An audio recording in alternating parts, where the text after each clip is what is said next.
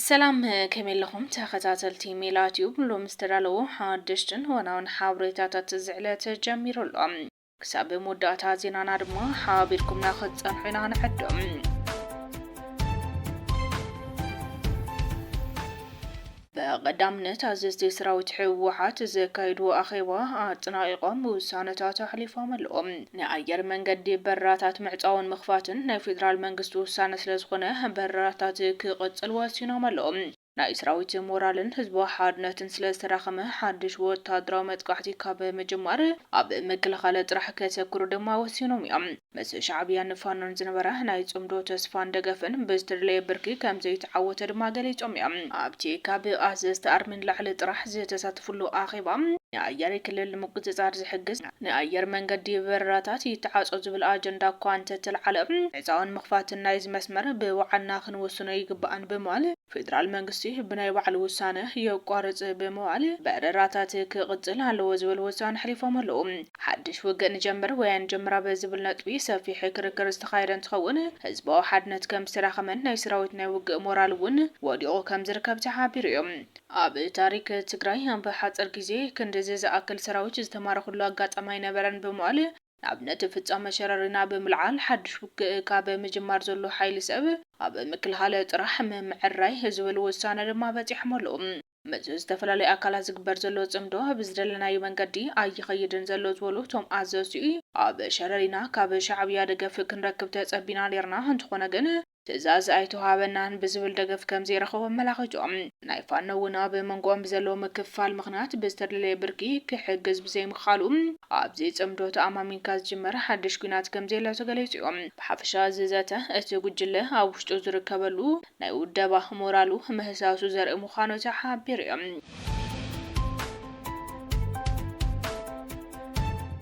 ጀነራል ተዋደስ ወረደ ኣባል ማእኸላይ ኮማንድ ሰራዊት ትግራይ ከም ዝኾነ ተገሊጹ ብሕወሓት ካብ ስልጣኑ ተኣልዩ ናይ ገዛእ ሱር ኮይኑ ድሕረ መጽናዕ ሓለዋቱ ዘይፍለጥ ዝነበረ ጀነራል ተዋደስ ወረደ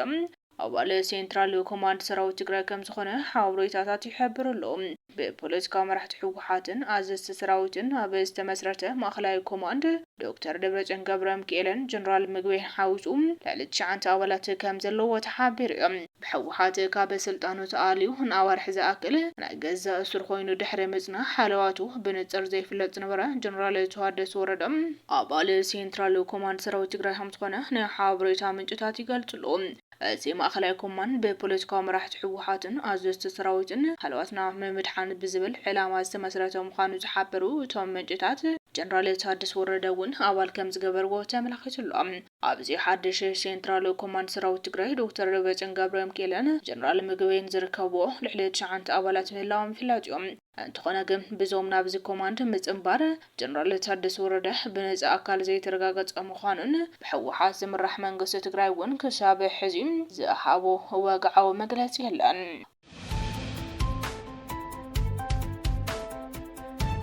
ኣብ ሱዳን ዝነበረ ኣርሚ ሰውዓ ብቃልተይ ሙሉእ ፈሪሱ ክብል ፖለቲከኛ ተስፋይ ንጉስ ራያ ገሊፆም ካብ ሰራዊት ሓራ መሬት ሓደ ዝኾነ ተስፋይ ንጉስ ራያ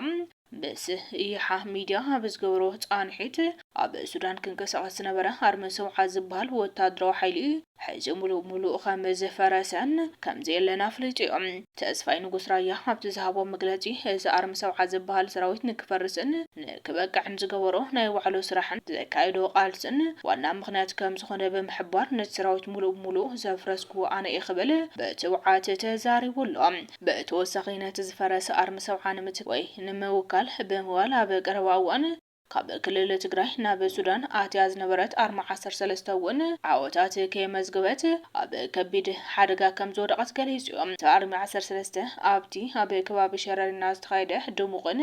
ኣሰጋፍን ውግእ ከቢድን ዝለዓለ ናይ ሰብን ንዋትን ኪሳራ ከም ዝበፅሓ ድማ ተስፋይ ንጉስ ራያ ኣብቲ ቃለ መሕተት ገሊጹ እዮም ተስፋይ ንጉስ ራያ በዝሃቦ መግለፂ ኣብዚ ሕዚ እዋን ኣብ ደቡባዊ ኣካባቢታት ሱዳንን ኢትዮጵያን ዝረአ ዘሎ ወታደራዊ ምንቅስቓስ ሓደሽቲ ውዳበታት ሰራዊትን ከምኡውን ኣብ መንጎ ዝተፈላለዩ ወታደራዊ ሓይልታት ዝካየድ ዘሎ ናይ ሕድሕድ ምፍጣጥን ውግእን ክሳብ ክንደይ ዝተሓላለኸ ምዃኑ ዘርኢ ኢሉ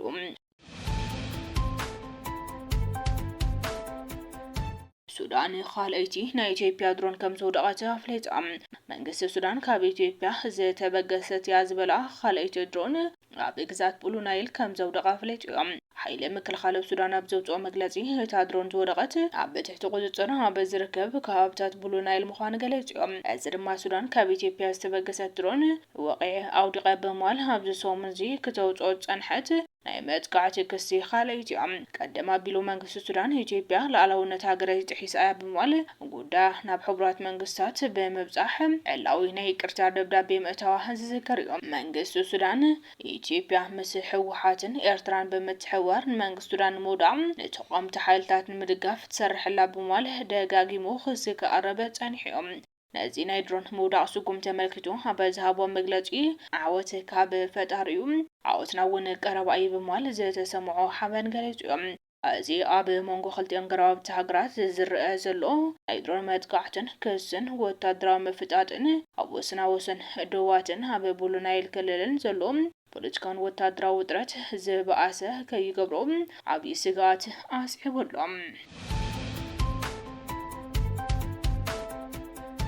ዋና አመሓዳሪ ወረዳ ደገም ብዕጡቃት ከም ዝተቀተለ ተፈለይጦም ኣብ ክልል ኦሮሚያ ሰሜን ሸዋ ዝርከብ ዋና አመሓዳሪ ወረዳ ደገም ኣይተ ተፈራ ደሴ ብዕጡቃት ኣብ ዝተፈጸመ መጥቃዕቲ መቕታሉ ምንጭታትና ኣፍሊጦም እቲ መጥቃዕቲ ነሓሳ 17 2018 ዓም ተምረት ድሕሪ ቀትሪ ኣብ ወረዳ ደገም ፍሉይ ቦታ ኣኖ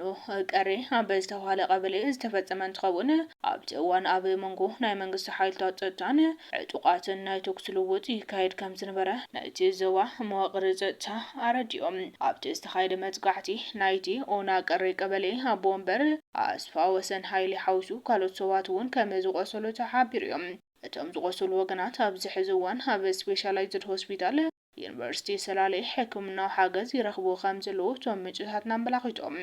ነቲ መጥቃዕቲ ኣብቲ ከባቢ ዝርከቡ ዕጡቃት ሰራዊት ኦነግ ዝተሓተት ከም ዝተገበሩ እኳ እንተገለጾም እቲ ውድብ ክሳብ ሕዚ ብዛዕባ እቲ መጥቃዕቲ ዝሃቦ ወግዓዊ መግለጺ የለን ብተወሳኺ መንግስቲ ክልል ኦሮሚያ ይኹን መምሕዳር ዞባ ሰሜን ሸዋ ብዛዕባ ቅትለት እቲ አመሓዳሪ ክሳብ ሕዚ ዝሃቦ መብርሂ የለን ኣብ ሰሜን ሸዋ ኣብ ልዕሊ ናይ መንግስቲ ሓለፍቲ ዝዓለመ መጥቃዕትታት ተደጋጊሙ ዝኽሰት ምዃኑ ዝተገለጸ ኮይኑ ናይዚ ወረዳ ደገም ዋና ኣይተ ተፈራ ደሴ ቀትለት እውን ናይዚ ኣብቲ ዞባ ዝርአ ዘሎ ተኸታታሊ ወታደራዊ ምፍጣጥን መጥቃዕትታትን ሓደ ኣካል ምዃኑ ተሓቢሩሎም